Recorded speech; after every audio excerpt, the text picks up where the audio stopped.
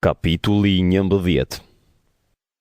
Kur ju afruan Jeruzalemit, pranë Betfagës e Betanis, afër malit të ullinjve, Jezu i dërgoi 2 prej dishepujve dhe u tha: Shkoni në fshatin përballë, dhe sapo të hyni do të gjeni të lidhur një kërriç mbi të cilin nuk ka hipur ende askush. Zgjidheni dhe silleni. Nëse dikush ju thot ç'po bëni, i thoni: Zoti ka nevojë për të, dhe do t'ju akthej përsëri. Ata shkuan dhe e gjetën kërriçin të lidhur afër një dere përjashta në rrugë dhe e zgjidhën. Disa njerëz që po rrinin aty u thanë: Përse po e zgjidhni kërriçin? 2 dishepujt u përgjigjën siç u kishte thënë Jezui, dhe ata i lejuan. Pastaj e sollën kërriçin te Jezui, i hodhën përsipër rrobat e tyre dhe Jezui u ul mbi të.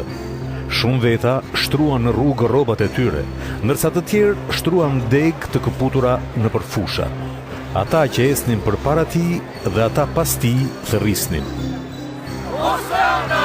Bekuar qoftë ai që vjen në emër të Zotit. Bekuar qoftë mbretëria që vjen, mbretëria e Davidit, atit ton. Hosana në rrethinat e qiellit.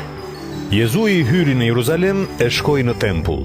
Ai vështroi gjithçka rreth e rrotull dhe meqense tashmë ishte vonë, doli për të shkuar në Betani bashkë me të 12-tët. Të nesërmen, pasi u kthye nga Betania, Jezuin e mori uria. Nga larg pa një fik që kishte gjethe dhe shkoi të shihte nëse do të gjente ndonjë fryt. Kur ju afrua, nuk gjeti asgjë përveç gjetheve, se nuk ishte koha e figjve. Atëherë i tha fikut: Mos ngrënd njeri kur fryt prej teje. Dhe dishepujt e dëgjuan. Kur arritën në Jeruzalem, Jezui hyri në tempull dhe nisi të dëbonte ata që shisnin e blinin aty. Pastaj përmbysi tryezat e këmbyesve të parave dhe tryezat e tregtarëve të pëllumbave, dhe s'lejonte njeri të mbarte sende nëpër tempull. Jezui i mësonte dhe u thoshte: A nuk thot shkrimi i shenjtë, shtëpia ime do të quhet shtëpi lutjeje për të gjitha kombet? Por ju e keni bërë shpellë kusarësh. Kryepriftërinjtë dhe skripët dëgjuan për këtë dhe kërkonin se si ta vrisnin. Në të vërtetë kishin frikë, sepse tërë turma mahnitej me mësimin e tij.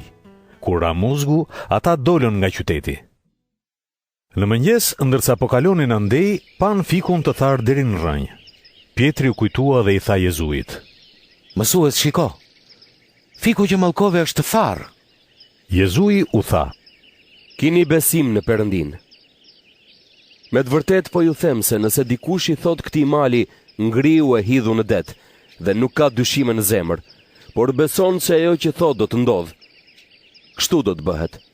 Prandaj po ju them se çfarëdo që të kërkoni në lutje, besoni se do ta merrni, dhe kështu do të bëhet. Dhe kur ngriheni për të lutur, nëse keni diçka kundër dikujt, faleni atë, që edhe ati juaj që është në qiell t'ju afal pa udhësitë tuaja. Kur erdhën përsëri në Jeruzalem, Jezui po ecte në tempull dhe kryepriftërinjtë, skribët e pleqt ju afruan dhe i thanë: Me që autoritet i bën këto gjëra? Kush ta ka dhënë këtë autoritet që të bësh këto gjëra? Jezui u tha: Unë do t'ju bëj vetëm një pyetje. Përgjigjmuni dhe do t'ju tregoj me që autoritet i bëj këto gjëra. Pagëzimi i Gjonit vinte prej qiellit apo prej njerëzve? Përgjigjmuni. Atëherë ata i thanë njëri tjetrit: Po të themi prej qiellit, do të na thotë, përse nuk i besuat atij? Po sikur të themi prej njerëzve? Por kishin frikë nga turma, se të gjithë e mbanin Gjonin për profet të vërtet.